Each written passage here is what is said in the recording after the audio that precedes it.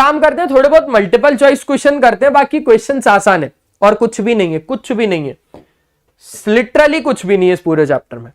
In which quadrant does the point this और this lie. अब आपको क्या देखना है, आपको सिर्फ कोऑर्डिनेट देखना है। भाई साहब इधर एक्स भी नेगेटिव है और वाई भी नेगेटिव है। एक्स और वाई कौन से क्वाड्रेंट में नेगेटिव होते हैं? एक्स और वाई कौन से क्वाड्रेंट में नेगेटिव होते हैं? देखो एक्स और वाई दोनों नेगेटिव है थर्ड क्वाड्रेंट में। तो बस हो गई बात खत्म, हो गई बात खत्म कि ये तीसरे क्वाड्रेंट में। आसान क्वेश्चन, आसान क्वेश्चन। ऐसे ही अगर हम और आगे की बात करें, x 0 से बड़ा है, x 0 से बड़ा है यानी x पॉजिटिव है, y 0 से छोटा है, y 0 से छोटा है यानी y नेगेटिव है। ठीक है, तो पॉइंट ये वाला लाई करेगा कौन से क्वाड्रेंट में? देखो x पहले लिखते हैं, y बाद में लिखते हैं, यानी ये पॉजिटिव नेगेटिव वाला केस है। अब आपको क्वाड्रेंट में ही देखना है कि पॉजिटिव और नेगेटिव कहां पर है। पॉजिटिव और नेगेटिव, पॉजिटिव और नेगेटिव, फोर्थ क्वाड्रेंट के लोग हैं ये लोग। इतना ज्यादा आसान है रे, बहुत ज्यादा, ये चैप्टर बहुत ज्यादा आसान है। फोर्थ क्वाड्रेंट के लोग हैं ये, आसान पक्का। ठीक है, आगे ऐसे ही सेम टू सेम, ये सेम टू सेम है, सेम टू सेम क्वेश्चन है, आप लोग बताना इसका आंसर। अब point both of whose coordinate are negative lies in quadrant third. दोनों नेगेटिव नेगेटिव वाले ना, तो तीसरे क्वाड्रेंट में लाई करेंगे। Same to same question. एक पॉइंट है other than origin for which abscissa is equal to the ordinate will lie in quadrant. अब मेरी आप एक बात समझो, एक पॉइंट है लेकिन उसने साफ साफ बोल दिया ओरिजिन के अलावा है। एक पॉइंट है लेकिन वो ओरिजिन के अलावा है, ठीक है, जिसका एब्सिसा, एब्सिसा यानी मैंने आपको बताया एब्सिसा का मतलब होता है एक्स कोऑर्डिनेट। एब्सिसा का मैंने आपको क्या मतलब समझाया, एक्स कोऑर्डिनेट। वो इक्वल है वाई ऑर्डिनेट के, ऑर्डिनेट यानी वाई कोऑर्डिनेट, ऑर्डिनेट यानी वाई कोऑर्डिनेट। ठीक है, तो एक्स भी और वाई भी दोनों इक्वल है। इक्वल का क्या मतलब होता है? इक्वल का मतलब, अब देखो, इक्वल का मतलब तो यही होता है कि अगर ये जीरो है तो ये जीरो है। ये कौन सा केस है? ये ओरिजिन का केस है, जो कि हमको मना किया हुआ है लेने के लिए, अदर देन ओरिजिन। तो अब हमारे पास एक चीज ये बचती है कि भाई ऐसा हो सकता है कि एक्स भी पॉजिटिव है, वाई भी पॉजिटिव है। तो अब आप मुझे बताओ कि क्वाड्रेंट के टर्म्स में अगर आंसर दिया है तो ये कौन से क्वाड्रेंट में लाई करेगा? और ऐसा भी हो सकता है कि जो एक्स है वही वाई है, यानी दोनों नेगेटिव भी हो सकते हैं। तो ये कौन से क्वाड्रेंट में लाई करेगा? तो ये क्योंकि दोनों पॉजिटिव है तो ये करेगा पहले क्वाड्रेंट में लाए।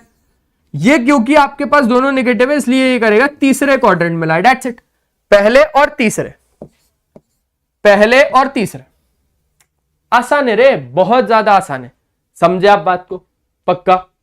अब ये देख लो, ये दोनों पॉइंट कौन से कहां पर लाई कर रहे हैं? ऐसे ही टाइप के क्वेश्चंस हैं। ये तीनों पॉइंट कहां पर लाई कर रहे हैं? ये पॉइंट लाई कर रहे हैं कौन से पे? अब मेरी बात को अच्छे तरीके से समझना। एक पॉइंट जो मैंने आप लोगों को बताया वो ये था,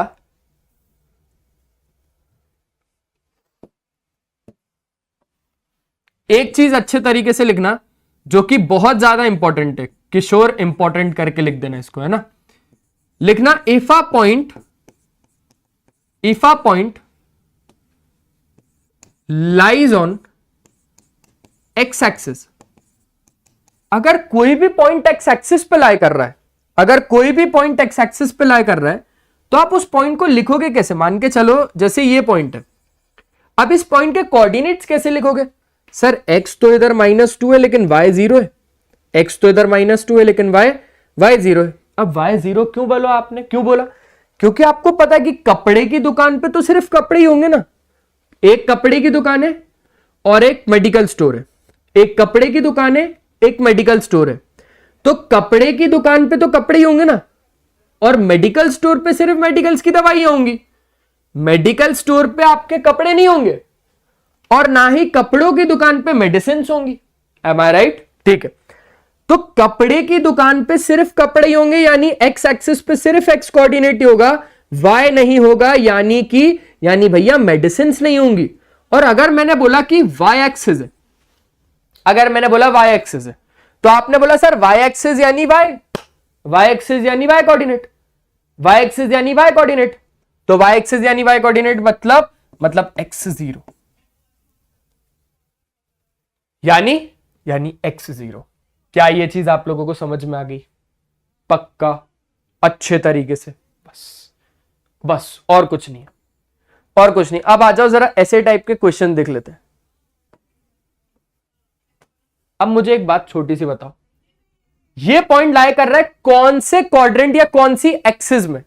भाई साहब, अगर इस पॉइंट के पास y कोऑर्डिनेट है, अगर इस पॉइंट के पास y कोऑर्डिनेट है यानी y एक्सिस पे लाई करेगा, क्योंकि इसका x नहीं है, x0 है।